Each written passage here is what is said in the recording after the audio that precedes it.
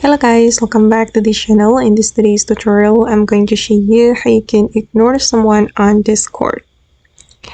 Okay, let's get into it guys. I have opened my Discord application on my computer and I'm going to show you how we can ignore someone on Discord. And this feature guys will be very useful if there is someone who annoys you on Discord but you don't want to block them. You can just ignore them without blocking them, and I'm going to show you. Let's say that I'm going to ignore this one, so we can right click on the account like this, and then we can simply click on ignore.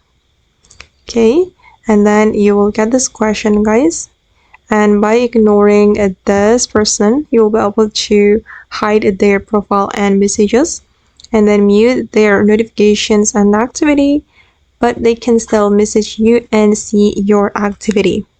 But they won't know if you ignored them. And then I'm just going to click on ignore. Okay, and now this person on Discord has been ignored. And if you want to unignore, you just need to right click on it again like this and select unignore. Okay guys, and that's all the way to ignore someone on Discord. I hope this video will be useful for you. Thank you so much for watching and bye.